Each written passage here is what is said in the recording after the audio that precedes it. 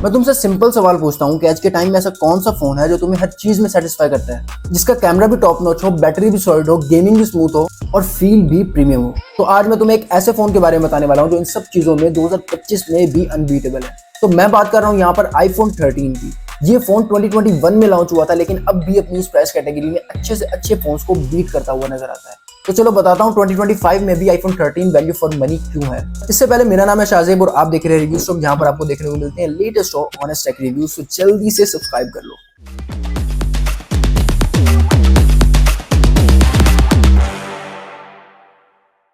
देखो, नए फोन तो आते ही रहेंगे, लेकिन iPhone 13 वो फोन है जो रियल लाइफ में भी कंसिस्टेंट परफॉर्मेंस देता है। ये एक ऑलराउंडर डिवाइस है जो हर चीज में बैलेंस परफॉर्म करता है। तो सबसे पहले बात करते हैं डिजाइन की। iPhone 13 का डिजाइन 2025 में भी फ्रेश फील देता है। Flat edges, glossy back, aluminium frame, minimal yet premium look देता है। अच्छा, कई लोग कहते हैं कि इसका डिजाइन पुराना है, लेकिन सीरियसली इसकी हैंड ग्रिप इतनी जबरदस्त है कि एक सॉलिड फील आती है। मैं जब ट्रैवल कर रहा होता हूँ और अक्सर बिना केस के यूज करता हूँ, तो तब रियलाइज होता है कि ये फोन असल में कितना परफेक्टली बैलेंस्ड है।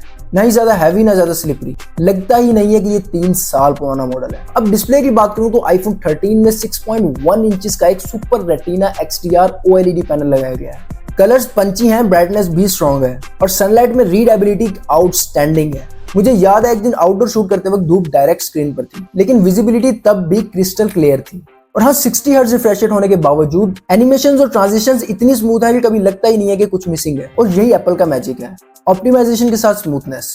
अब परफॉर्मेंस की बात करें तो iPhone 13 में लगाई गई है एप्पल की A15 बायोनिक चिप। ये प्रोसेसर 2025 में भी इजीली स्नैपड्रैगन 8 Gen 2 के बराबर का परफॉर्म करता है। मैं एडिटिंग करता हूँ, 4K वीडियोस एक्सपोर्ट करता हूँ कैपकट में, और मल्टीटास्किंग के दौरान कभी ओवरहीटिंग या लैग फील नहीं हुआ। और एक दिन टेस्ट के लिए मैंने एक साथ 10 ऐप्स ओपन कर दी थी, including games like PUBG mobile, Instagram reels background में, और फोन ने बिना 1 सेकंड के डिले के सब कुछ हैंडल कर लिया। मुझे जेन्युइनली फील हुआ कि ये फोन पावर के साथ स्टेबिलिटी भी देता है। और गेमिंग के लिए भी iPhone 13 अब भी बीस्ट है। Smooth frame rates, 0 frame drops और थर्मल कंट्रोल एप्पल ने बहुत बैलेंस रखा है। मुझे लगता है कि iPhone 13 उन लोगों के लिए परफेक्ट है जो लॉन्ग गेमिंग सेशंस एंजॉय करते हैं बिना बैटरी ड्रेन या हीटिंग इशू के। और सबसे बड़ा जो प्लस पॉइंट iPhone 13 को जाता है वो है इसका एल्यूमिनियम फ्रेम, जिसकी वजह से फोन कम हीट अप होता है। और अब आते हैं उस पॉइंट पर जहां पर iPhone 13 अब भी अपना मैजिक दिखाता है, और वो है इसके कैमरास। तो सबसे पहले कुछ स्पेक्स बताता चलूं तो बैक साइड पर डुअल कैमरा सेटअप देखने को मिलता है, 12 मेगापिक्सल का मेन लेंस देखने को मिलता है और 12 मेगापिक्सल का ही अल्ट्रा वाइड लेंस देखने को मिलता है। स्पेक्स तो काफी सिंपल लगते हैं, लेकिन रिजल्ट्स कहानी बदल देते हैं। यहाँ पर मैंने कुछ शॉट्स लिए हैं जो आपको नजर आ रहे होंगे। कलर टोन्स नेचुरल और HDR अनबिलीवेबल। मुझे याद है एक दिन क्लाउडी वेदर में पोर्ट्रेट क्लिक किया, बैकग्राउंड परफेक्टली बैलेंस था और स्किन टोन्स रियल लग रही थी, आर्टिफिशियल नहीं। वाइड एंगल शॉट्स की बात करूं तो यहाँ पर भी डिटेलिंग आउटस्टैंडिंग लगी। कलर्स बिल्कुल नेचुरल रखता है और कोई ओवर शार्प नहीं करता। नाइट मोड शॉट्स में भी डिटेलिंग इंप्रेसिव है। और सबसे इंपॉर्टेंट, वो टिपिकल ओवर प्रोसेसिंग नहीं होती जो मिड रेंज फोन्स में होती है। और वीडियो क्वालिटी में अब भी एप्पल का सिनेमैटिक मोड नेक्स्ट लेवल है। मैं अपनी YouTube शॉर्ट्स कभी कभी इसी से रिकॉर्ड करता हूँ, और अगर लाइटनिंग स्ट्रॉन्ग हो फिर तो नेक्स्ट लेवल परफॉर्म करता है। जहाँ पर स्टेबलाइजेशन इतनी स्ट्रॉन्ग है कि वॉकिंग व्लॉग्स या डेली रील्स शूट करते हुए मुझे गिम्बल की जरूरत ही नहीं पड़ती। रियल लाइफ में बताऊं तो बस कैमरा ऐप खोलो और बस क्लिक करो, रिजल्ट गारंटीड प्रीमियम होते हैं। अब आ जाते हैं बैटरी लाइफ पे, जहाँ लोग कहते हैं कि आईफोन्स कमजोर होते हैं, लेकिन यहाँ पर iPhone 13 ने गेम ही चेंज कर दी।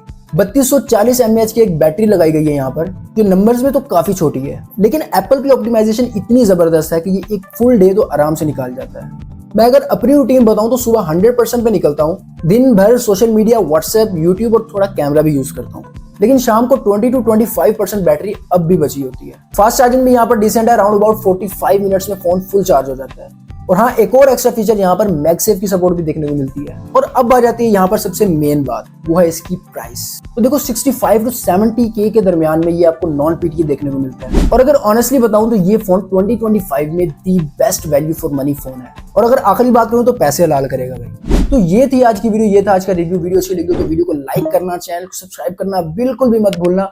मिलते हैं नेक्स्ट वीडियो में, तब तक के लिए अल्लाह हाफिज़।